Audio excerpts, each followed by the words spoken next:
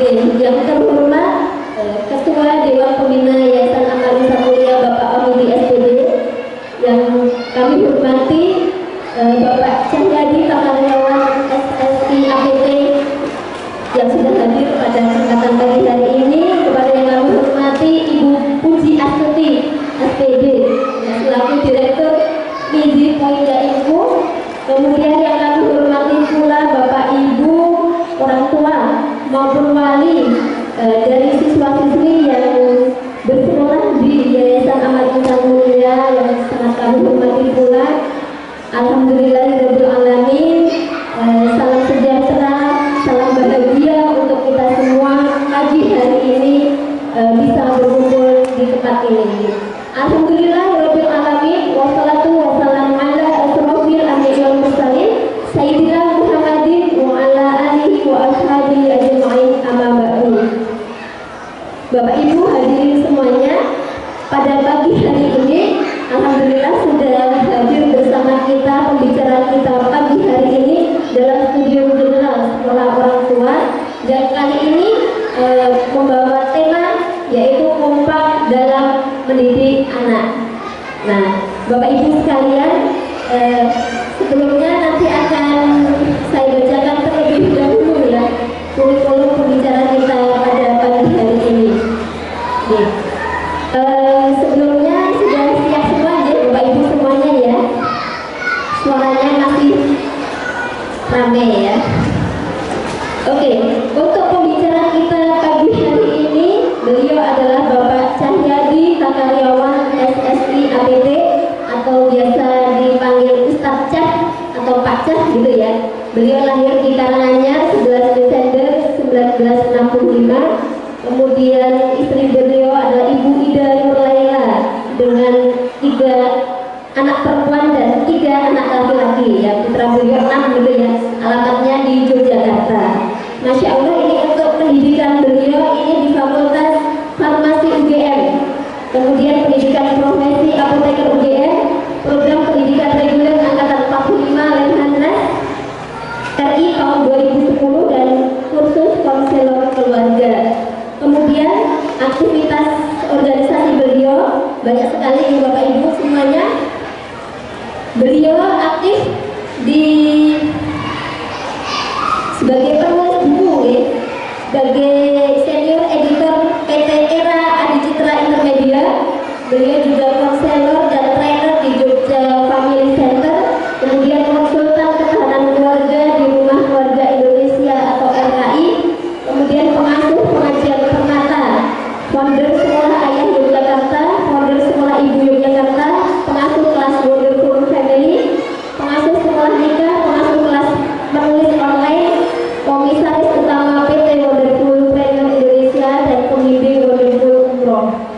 Penghargaan yang pernah beliau raih diantaranya sebagai penulis buku berbahasa Indonesia terbaik dari Pusat Bahasa Diknas tahun 2006, kemudian pernah mendapatkan anugerah Best Evil Choice dari Kompensiana tahun 2014, kemudian mendapatkan pin emas penggiat ketahanan keluarga dari Gubernur DIY Sultan Hamengkubuwono ke-10 tahun 2019. Kemudian banyak sekali buku terbitan beliau ya.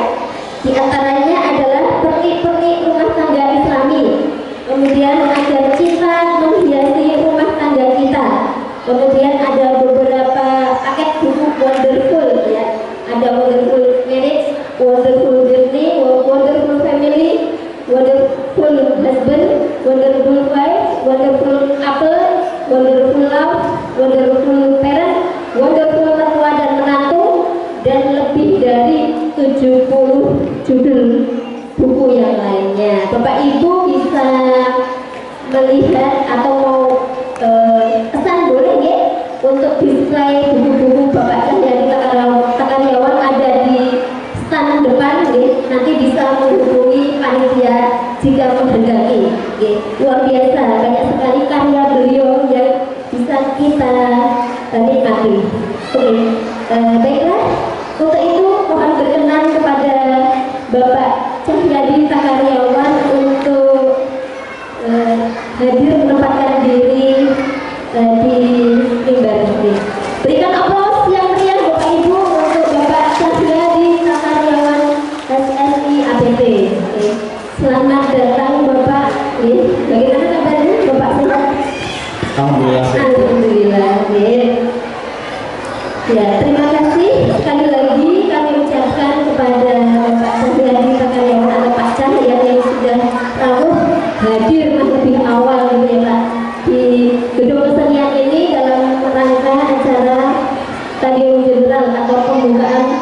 sekolah orang tua.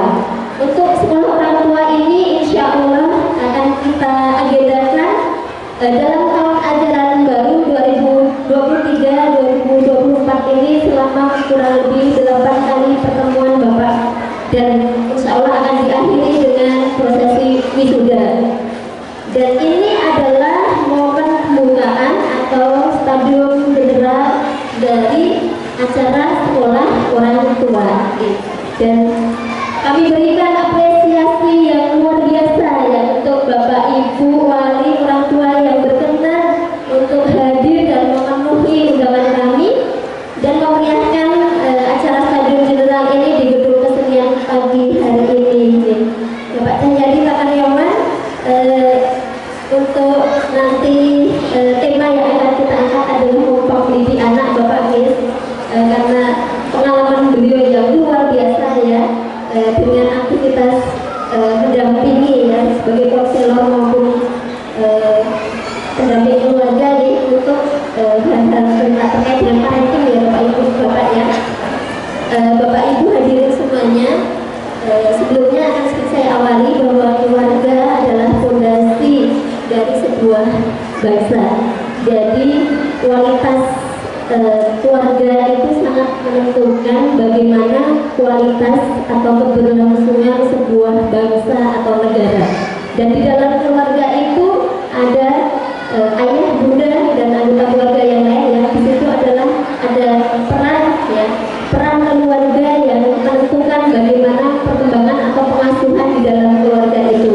Nah, di pagi hari ini nanti akan sedikit berbincang dengan Pak Cah ya, seperti apa nih, bagaimanakah peran keluarga ya, kita sebagai orang tua ya dalam mengoptimalkan anak kita agar nantinya tumbuh ya matang baik secara sosial, emosi dan lain sebagainya, mampu menemukan konsep diri yang baik gitu ya, perkembangan hidupnya, mampu ya menjadi anak yang solihah gitu ya. Itu bagaimana peran kita sebagai seorang ayah, sebagai seorang ibu di dalam sebuah keluarga. Nanti akan kita diskusikan bersama dengan Pak Cah.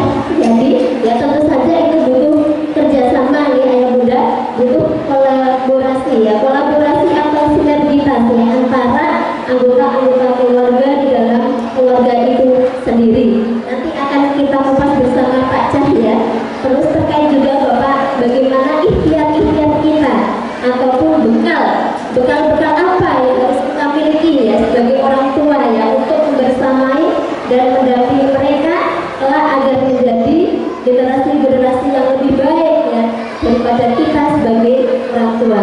Demikian Bapak Cahyadi Takaryawan, untuk waktu sepenuhnya monggo kurang lebih 45 menit ke depan saya haturkan kepada Pak Cahyadi Takaryawan. Nanti akan kita lanjutkan dengan sesi tanya jawab ya, diskusi, dan Bapak Ibu monggo dari sekarang untuk mempersiapkan pertanyaan-pertanyaan yang nantinya akan ditanyakan atau didiskusikan dengan Pak Cah secara langsung.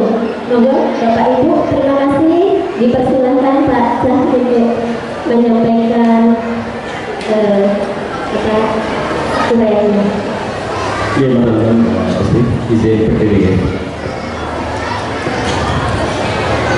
Bismillahirrahmanirrahim. Assalamualaikum warahmatullahi wabarakatuh. Alhamdulillahirabbil alamin wa bihi nasta'inu ala umuri wa din. Asyhadu an la ilaha illallah wa la syarika lah wa asyhadu anna Muhammadan abduhu wa rasuluh la nabiyya ba'da. Allahumma shalli wa sallim wa barik ala nabiyyina Muhammad wa alihi wa sahbihi wa barik. Bapak-bapak, ibu yang kami hormati, wabil khusus Pak Wakidi dan semua pengurus Yayasan Amal Insan Mulia yang dirahmati Allah SWT, semua Bapak Ibu, kepala sekolah, guru-guru, ustadz-ustadzah, dan semua para pengelola sekolah-sekolah Islam terpadu di lingkungan Ibnu Mas'ud, yakin, dan semua Bapak Ibu, orang tua, wali murid, dan semua yang hadir yang tidak bisa kami sebutkan satu persatu. Sungguh berbahagia saya mendapatkan kesempatan untuk kembali silaturahim ke forum ini. Saya tidak ingat berapa tahun yang lalu, mungkin sudah 10 tahun yang lalu. untuk saya pernah mengisi acara yang sama, yaitu pembukaan sekolah orang tua yang dilaksanakan oleh YAIM, diliburkan untuk semua orang tua murid di Ekmastor. Dan saya merasa sangat bersyukur bahwa acara ini ternyata konsisten ya, karena dulu pernah diadakan dan ternyata sampai sekarang tetap diadakan. Saya sangat bersyukur, saya sangat berbahagia. Ditambah lagi tadi dengan informasi Bapak Giti bahwa bukan hanya sekolah orang tua, tetapi ada sekolah guru. Ini lebih keren lagi. Jadi sekolah terbaik itu, Bapak Ibu sekalian, adalah sekolah yang di dalamnya itu ada program rutin untuk peningkatan kualitas guru-gurunya. Jadi sekolah terbaik itu Anda jangan terpukau oleh orang-orang yang mengatakan kurikulum kami dari mana, kurikulum kami dari mana. Bukan kurikulum, karena yang paling menentukan adalah domain behind the gun. Apapun kurikulumnya, kalau guru-gurunya tidak terdidik, tidak bisa membunyikan kurikulum. Maka yang paling penting dalam dunia pendidikan adalah siapa yang membunyikan kurikulum itu, dan itu adalah para guru. Makanya guru yang terus belajar itu menandakan sekolahnya, yayasannya memiliki kapasitas untuk memajukan secara terus-menerus. Ini adalah sekolah yang paling hebat itu ya, seperti itu. Bukan yang gedungnya paling megah, bukan yang bayarnya paling mahal, tetapi yang di dalamnya itu ada program peningkatan kapasitas untuk guru-gurunya. Bapak Ibu nanti menyekolahkan putra-putrinya dimanapun. Kalau tahun depan seandainya Ibnu Mas'ud belum punya SMA, lalu yang sudah lulus SMP mau masuk SMA itu mau milih SMA yang mana lagi ya? Maka kalau Anda memilih sekolah apapun, entah SD, entah SMP, entah SMA, pertanyaan pertama kepada pihak sekolah sebelum Anda mendaftar adalah apakah ada program rutin untuk peningkatan kapasitas guru. Sebaiknya Anda tidak menyekolahkan ke sekolah yang tidak ada program peningkatan untuk kapasitas guru, karena di sana berarti tidak ada keseriusan dari pengelolanya itu. Jadi pilihkan di sekolah manapun yang di dalam sekolah itu ada peningkatan kapasitas gurunya secara rutin. Berikutnya saya akan melihat Bapak Ibu sekalian ini yang siapakah di antara Bapak Ibu yang putra putrinya di sini itu sampai 4 ada nggak? Misalnya TK, SD, SMP itu sampai 4 ada nggak? Coba angkat tangan yang 4 di sini semua. Masya Allah, Bapak 4 di sini putra putrinya? Bukan? Oh dulu, kalau yang sekarang bersamaan itu 4 ada nggak? Yang sedang di sini 4 ada nggak? Nggak ada. 3 ada nggak? 3 ibu guru ya. Yang bukan guru, yang ada yang 4? Ada yang 4? Ada angkatan yang 4?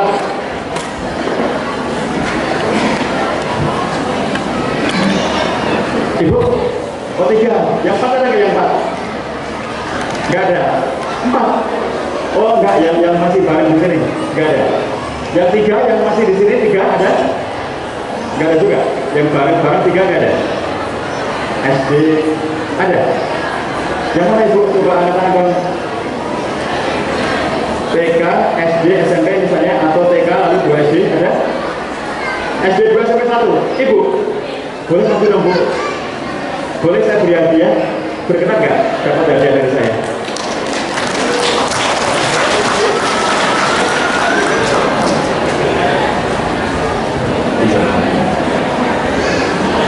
Oke Bu, di depan Bu.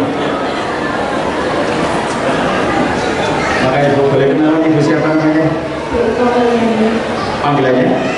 Bu Eko. Tinggal di mana Bu Eko? Sanggahan Kidul. Oke. Putra putrinya yang di sini di kelas berapa saja? Kelas 4 SD. 2 orang. 2 orang, Masya Allah. Dua-duanya kelas 4 SD. Putra putri apa putra putra? Putri semuanya, Masya Allah. Oke, terus? Satu lagi SMP kelas 2. Putra apa putri? Putri. Oke. Kalau jumlah putra putrinya semuanya berapa? 4. Ada 4. Yang kakak apa adanya ya? Yang kakak dulu juga dari sini. Totalnya berarti totalnya 4 ya. Cuma sekarang yang di sini 3 ya. Masya Allah. Ibu alasannya apa Bu Eko? Mengapa menyekolahkan anak di sini? Karena melihat dari sendiri pendidikan agamanya ya.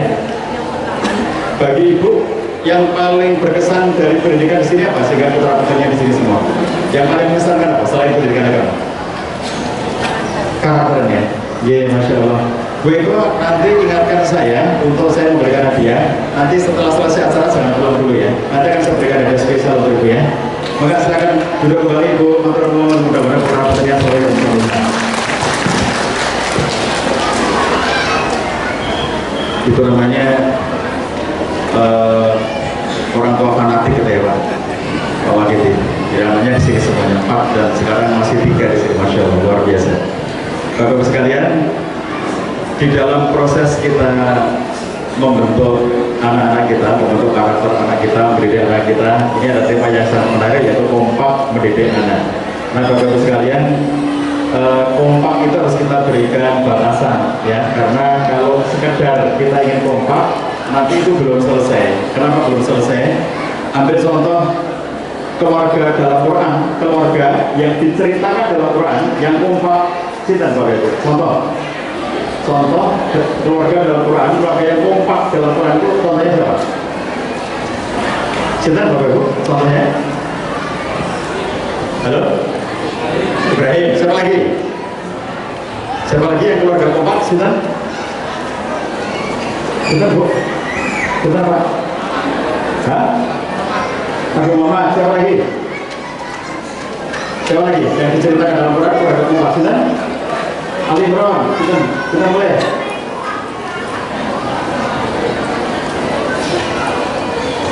Bagaimana kalau Abdul Lahab? Kompak nggak? Tabat yada abi lahabin wa tab ma aghna anhu maluhu wa ma kasab sayasla naran dzata lahab wa imra'atuh. Lihat tuh, wa imra'atuh dan istrinya. Kompak itu mereka berdua. Abu Lahab itu kompak banget dengan istrinya. Wa imra'atuhu hammalatal hatab. Dan ujungnya adalah biji biha al-balumin masal. Jadi kalau kita perhatikan contoh keluarga kompak dalam Quran itu ya, itu bukan hanya yang baik.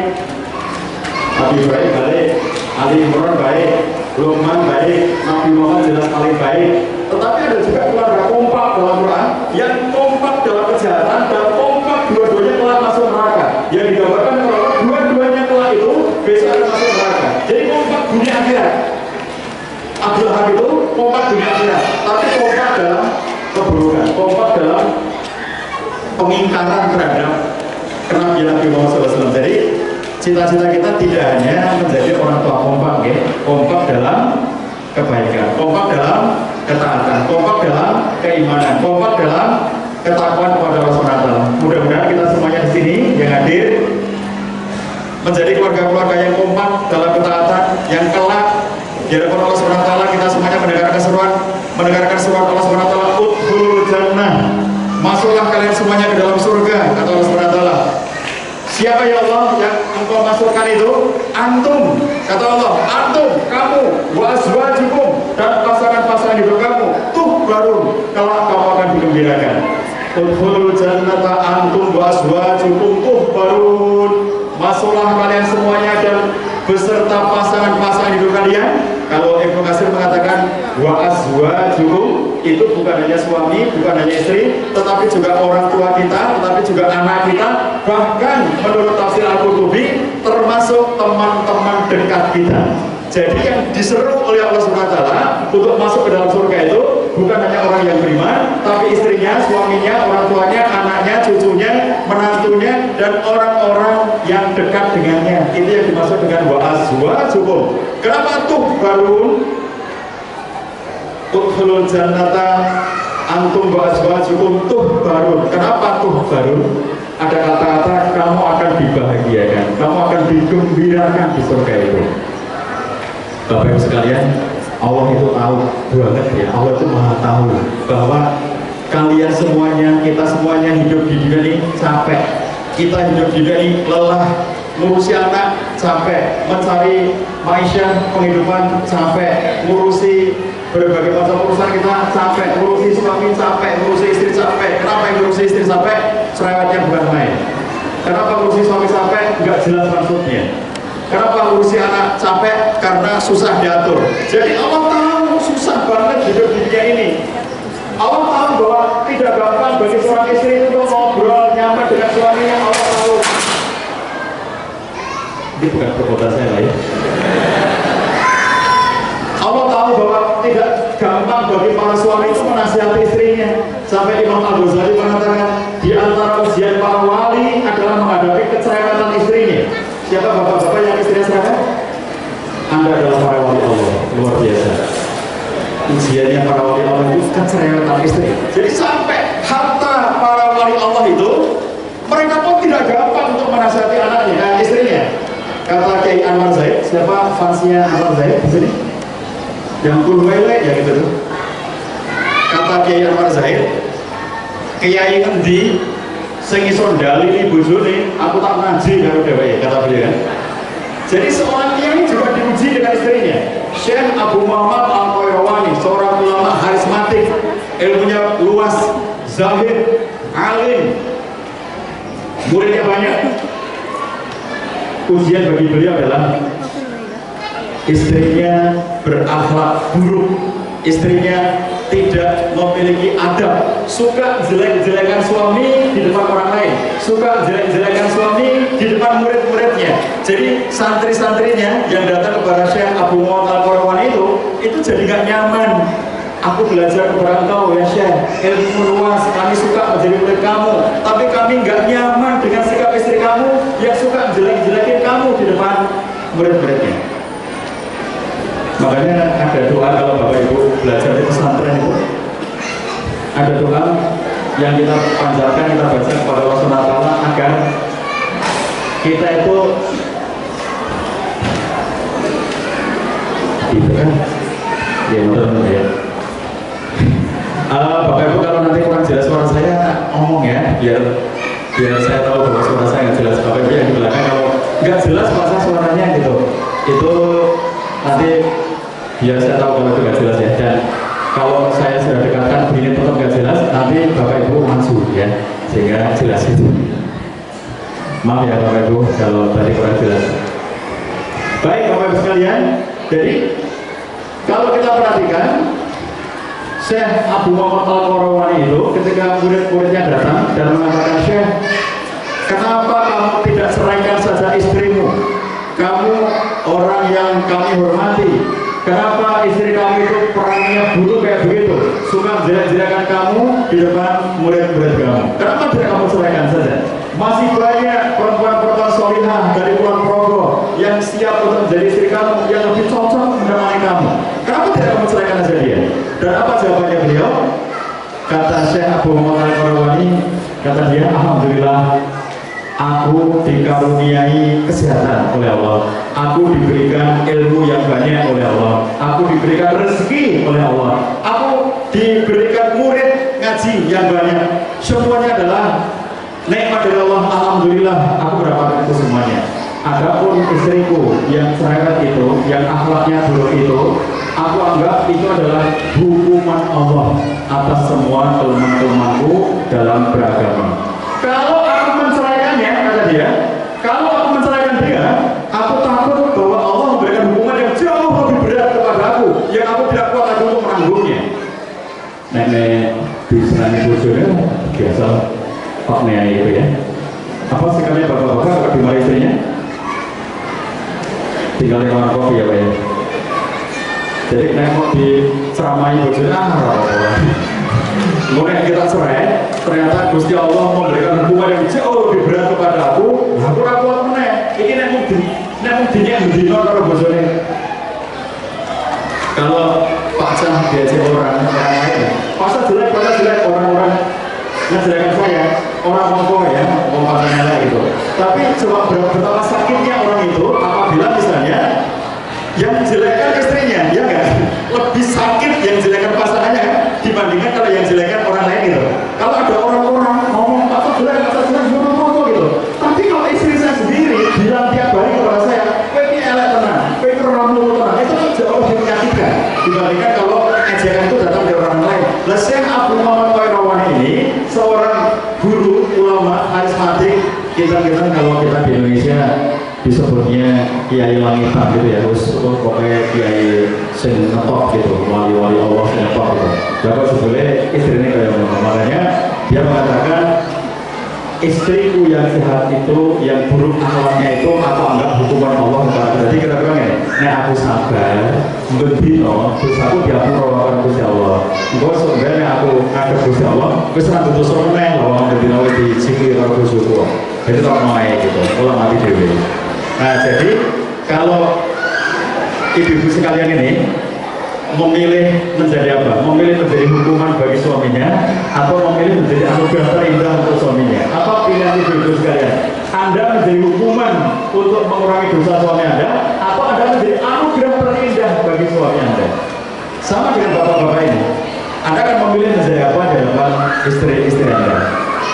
Ketika ada istri-istri yang merasa tidak bisa memahami suaminya, ketika ada istri-istri yang mengatakan suamiku itu kalau aku ajak bicara diam saja kayak tembok, masih mending tembok, aku tahu dia gak bisa bicara, dia tuh orang loh, aku tanya diam saja, aku ajak bicara diam saja, lebih akan ngomong sama tembok daripada ngomong sama suamiku. Kalau ada seorang istri yang dia merasa ngomong saja sulitnya bukan main, dan ada satu bukan survei namanya polling. Nah polling ya, polling itu beda dengan survei. Ini polling, jajak pendapat. Ada polling yang dilakukan oleh satu situs internasional, situsnya namanya Sinus, SHE Sinus. Jadi situs Sinus itu membuat pertanyaan terbuka yang ditujukan kepada para pengakses situs itu. Pertanyaannya adalah, hal apakah yang paling sulit dalam pernikahan? Hal apa yang paling sulit dalam pernikahan? Kita apa, Bapak Ibu? Yang paling angkat di dalam pernikahan itu apa? Menurut penjenengan apa? Apa yang paling sulit dalam pernikahan? Ternyata hasil terbesar dari polling itu, hal apakah yang paling sulit dalam pernikahan? Nomor satu adalah berbicara kepada suami. Jadi bicara pada suami itu adalah hal paling sulit nomor satu dalam semua pernikahan. Coba bayangkan, apakah Anda ingin menjadi seorang suami yang paling sulit diajak ngobrol sama istrinya? Ataukah Anda menjadi suami yang seperti contoh dari Nabi Muhammad SAW, bagaimana beliau itu betah ngobrol dengan istrinya Aisyah radhiyallahu anha dan istri-istri yang lainnya. Dengan Aisyah, beliau punya hadis yang sangat panjang, dicantumkan salah satunya dalam kitab hadis Syama'il Muhammadiyah karya At-Tirmizi, dan dalam hadis itu Aisyah itu bercerita tentang 11 orang perempuan di masa lalu. Ada 11 orang perempuan di masa lalu yang dia itu berjanji untuk tidak menutupi apapun tentang suami mereka. Mereka akan membuka kondisi suami mereka dan mereka akan bercerita apapun tentang suami mereka tanpa mereka menutup-nutupi. Yang diceritakan Aisyah ini bukan orang Islam ya, ini orang-orang terdahulu. Jadi akhirnya mereka saling cerita tentang suami-suami mereka. Kemudian Mbak boleh digeser sedikit di sini ya, kamu arahkan ya, kamu boleh geser sedikit di sini. Oke, makasih ya. Jadi ketika kita perhatikan bagaimana Aisyah bercerita itu, Bapak Ibu sekalian, itu kalau dalam kitab hadisnya itu sampai berlembar-lembar, berhalaman-halaman, saking panjangnya. Aisyah mengatakan, perempuan pertama berkata begini. Suamiku adalah laki-laki yang begini. Perempuan kedua bercerita begini. Suamiku adalah perempuan ketiga, perempuan keempat, sampai perempuan ke-11. Nabi itu mendengarkan dengan seksama. Jadi Nabi itu bukan mendengar, tapi mendengarkan. Beda antara mendengar dengan mendengarkan. Listen dengan hear. Listen itu mendengarkan, aktif. Hear itu mendengar. Oh, aku mendengar suara motor, itu namanya mendengar. Kalau ada seorang istri ngajak ngomong sama suaminya gitu ya, dia dari cerita pak bla bla bla cerita macam-macam gitu kan, terus begitu sama ngomong, jadi piye pak nih kata suami, mau saya tak ceritain, lah emang ngomong apa loh? Aku perlu ngomong aku, ya aku ngerti apa yang ngomong, aku rada pengen ngomong apa. Itu namanya mendengar. Kalau mendengarkan itu artinya dia paham, ada aktif di dalam pendengarannya itu. Makanya mendengar itu sama dengan aku perlu kayak ini pemandangan yang indah ya, Bapak Ibu. Di sana itu ada kereta api. Nanti kalau lewat saya ingatkan biar nengok ke sana semuanya ya. Itu dengar suara kereta api, gitu kan? Itu namanya mendengar. Tapi kalau mendengarkan itu ngerti isinya. Itu bedanya mendengar dengan mendengarkan. Nabi SAW mendengarkan istrinya, bukan mendengar. Makanya setelah selesai bicara panjang lebar tentang 11 orang perempuan itu, tidak dijeda oleh Nabi, tidak dikatakan cukup, oke lah mau cerita, kayak orang diceritakan. Enggak begitu. Sampai akhir dan Nabi SAW mengatakan apa? Adapun aku di depan kamu seperti Abu Zar'in di hadapan Ummu Zar'in. Abu Zar'in dan Ummu Zar'in itu adalah satu di antara 11 perempuan yang diceritakan oleh Aisyah, dan Nabi mengatakan aku di depan kamu itu seperti Abu Zar'in di depan Ummu Zar'in. Artinya Nabi itu ngerti semua cerita itu. Nabi itu mengikuti dan memahami yang diceritakan Aisyah itu. Makanya dia bisa memilih, aku di depan kamu seperti Abu Zar'in di depan Ummu Zar'in. Dan Aisyah mengatakan, bahkan engkau lebih baik ya Rasulullah daripada Abu Zar'in itu. Berarti Nabi itu ngerti kan? Bukan mas aku pengen cerita, ya cerita, terus suaminya turu gitu ya, karena sambil berbaring kan, kemudian suaminya tidur, istrinya cerita. Bukan begitu. Nabi mendengarkan, bukan mendengar. Nabi mendengarkan istrinya bercerita itu. Ibnu Mas'ud adalah ponakannya Maimunah. Dia mengatakan, Ibnu Mas'ud mengatakan, aku tidur di rumah bibiku Maimunah. Maimunah adalah salah satu istrinya Nabi SAW. Aku melihat Nabi SAW pulang dari sholat Isya di masjid, lalu kemudian beliau sholat 2 rakaat di rumahnya, lalu kemudian beliau masuk ke dalam kamar bersama Maimunah, kemudian beliau ngobrol dengan Maimunah itu. Setelah itu kemudian beliau tidur. Perhatikan, salah satu sunnah Nabi SAW adalah ngobrol sebelum tidur. Perhatikan, sunnah Nabi SAW yang sering tidak dipahami oleh umat Islam adalah ngobrol sebelum tidur adalah sunnah Nabi SAW. Jadi suami istri ngobrol sebelum tidur itu tuntunan Nabi melakukannya. Dan Aisyah atau istri-istri yang lainnya tidak mungkin mau betah ngobrol dengan Nabi SAW. Nek orang tahu di rumah oke. Kenapa mereka suka ngobrol dengan Nabi? Soalnya di rumah oke, soalnya dikasih, soalnya direspon. Inilah para suami ya, gimana menjalin kekompakan itu, ngobrol lah ya, hal kecil ngobrol lah setiap saat. Ngobrol dari hati ke hati, ngobrolin tentang anak kita, ngobrolin tentang masa depan anak kita, ngobrolin tentang perkembangan anak kita gitu. Kalau pas acara-acara namanya apa Ibu ya?